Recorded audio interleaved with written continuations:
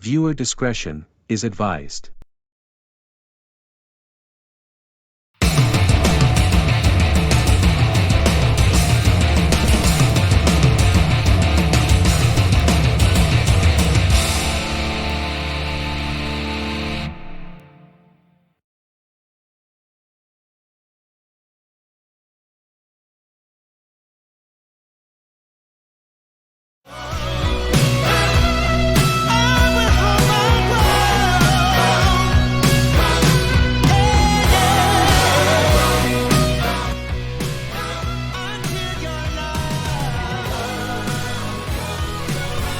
Receipt? No thanks. Have a good day. You too. Good morning, this is Howard Collins on the Howard and Sally Morning Show. Sally is out on vacation this week, so that means I'm flying solo until she returns next Monday. Anyway, if you're just joining us, we've been discussing the anti-bullying organization, Parents Against Bullying, recently formed by a group of concerned parents up in Wilford Heights, and its rapidly growing influence across several neighboring towns. Hello KTY, you're on the air. Hello Howard. 20 on 1. Love your show. This is Sarah from Wilford Heights. So, I just want to say that I'm definitely on the fence about PAB. They've certainly made an impact in our town to say the least. On one hand, they're promoting awareness and showing support to kids who've been affected by bullying. It's great to see such a strong stance against bullying. But, on the other hand, some people feel that PAB's approach is too extreme and may have unintended consequences. Can you elaborate on the concerns people have? Absolutely, Howard. While PAB's intentions are noble, some believe that their extreme methods may stifle free expression and inadvertently label innocent behavior as bullying. Some people have already seen this firsthand at the high school. Students being reprimanded for harmless teasing, or even expressing different opinions. I believe it's important to distinguish between genuine bullying and normal teenage interactions to avoid overreactions. You bring up some valid concerns, Sarah. Do you believe there have been any positive outcomes from PAB's efforts? Oh, most definitely. PAB has successfully raised awareness about the detrimental effects of bullying and has encouraged important conversations within our community. And also,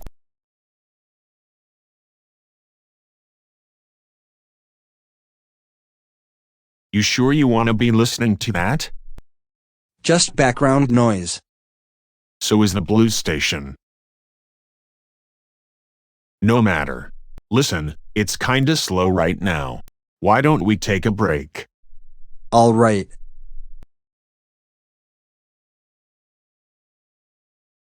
So how do you handle it when you hear about Afghanistan on the news? I turn it off. But you're still reminded of it. There's nothing we can do, Rufus. These things are beyond our control. We just have to provide for ourselves here. There was nothing I could have done in that town anyway. No, I get it. Sometimes you need to walk away.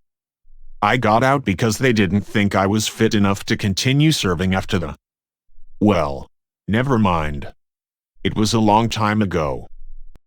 What happened? The reason I got discharged. Care to talk about it?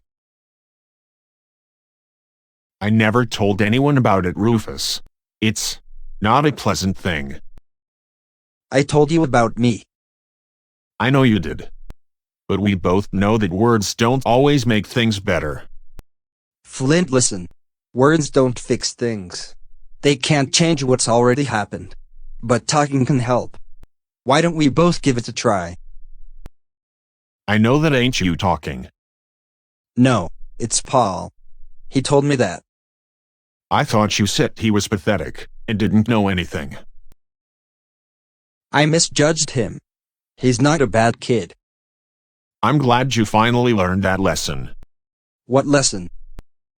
Tell you what, I'm gonna grab a couple of sodas. And when I come back, I'll tell you about the time I learned that lesson too. So anyway, when I decided to join the military, it was mostly to escape my family. I was just a young man back then. Green as hell, didn't know much about life. First time I went to Afghanistan was in 2002. I was posted at some tiny depot in some tiny village with a few other guys. Our mission was pretty simple: protect the people who live there. All right, listen up. Until the logistics corps sorts shit out, we're all that command can spare. Protect the villagers, but don't trust them. Permission to speak, sir. Granted.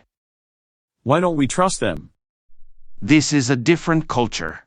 The Afghans are a good people, but let's be real. They're not happy about us being here. They're decades behind us, so be patient. Go about your business, let them go about theirs. Unless you see suspicious behavior. Got pelted in the head with a rock once when I was patrolling another village. Anyway, hand out the supplies to them, make sure they don't get too greedy.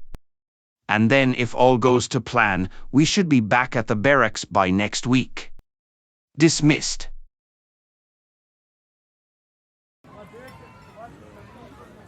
I swear it's like Groundhog Day out here. Same routine, different day. I heard that. Just stay focused. Can't let the boredom get to us. Yeah. Still, it's crazy to think about what we were doing a couple months ago. Now we're out here in the middle of nowhere. Bennett, look at this.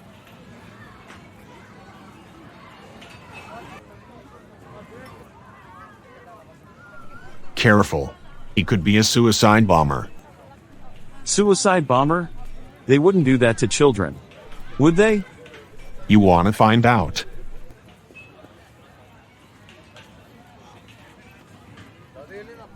Hey, easy on the trigger, Flint. He's just a kid. Relax, I'm not gonna shoot him. It's just, bomb disposal isn't here. Think about it, man. Why would the Taliban blow up our tiny depot? Better to wait for the logistics convoy, right?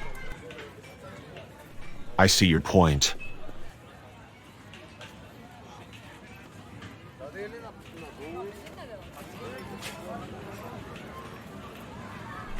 Be gentle, Flint. None of them speak any English. The kid reminded me so much of my little brother, Cody. He and I used to play together all the time, before our parents separated. High fives were always our brotherly greeting. So I held my palm out for the boy. Wanted to teach it to him. Come on, high five. It's okay. Mohib.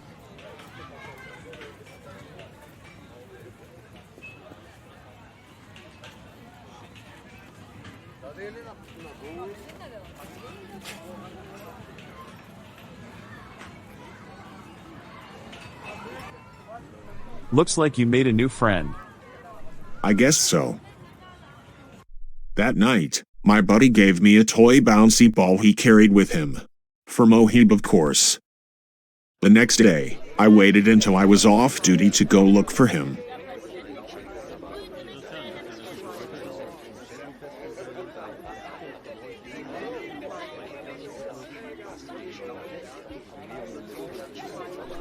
High five.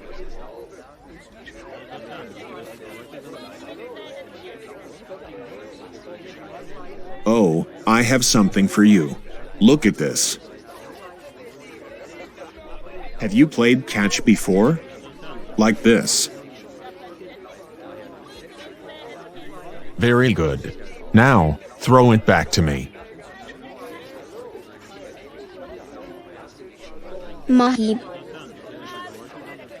Flint. Flint. Mohib and I became good friends.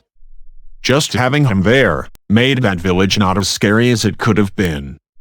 His mother never trusted me. But, you know, that's how it is. So I have a feeling this story doesn't have a happy ending. Never told anyone what happened in the end. One evening, I was teaching him the joys of playing tag. Mohib started running a little too far from the village, and suddenly, I got hit with this feeling that something wasn't right. It was then that I realized that area we were running around in was known to contain hidden mines. I was screaming at him to stop running, but he kept on.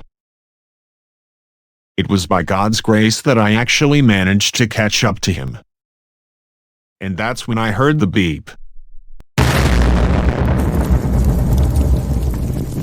In the split second before the explosion, I threw Mohib as far as I could, just barely jumping out of the way myself.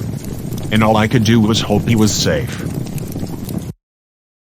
I lost sight of him after I threw him. I never saw him again after that. I passed out from the shock of the explosion. When I came to, I was in the infirmary, being treated for a couple first-degree burns. After I recovered, they had me evaluated. Decided that I wasn't stable enough to continue. So they discharged you. That's right. When I got back stateside, my family wouldn't take me back. So, I wandered around homeless for a while. I'd check the news reports on Afghanistan whenever I could, hoping to catch a glimpse of Mohib in the news footage. But I never did. To this day, I don't know if he's dead or he managed to survive. Wherever he ended up, I just hope he's okay. So how did you acquire the gas station? I didn't. When I came to this town, I got lucky. The previous owner of this place gave me a chance and took me in. That was some years ago now. When he passed away, I took over. And you have no way of finding out what happened to Mohib? No records you could search? I asked around before. Turns out the Taliban hit us not long after I was taken to the infirmary. Command told my unit to withdraw. Said the village wasn't worth saving apparently. Needless to say, I still live with the guilt. It's a part of me now. The bridges of my old life were burned a long time ago. What about your brother? You never tried reaching out? Like I said, bridges burned. You ever try reaching out to your father? Don't you want to know what happened to your mother? I already do. I looked into what happened. My dad was convicted of first-degree murder. Got life without parole. Don't remember how it happened or when he killed her.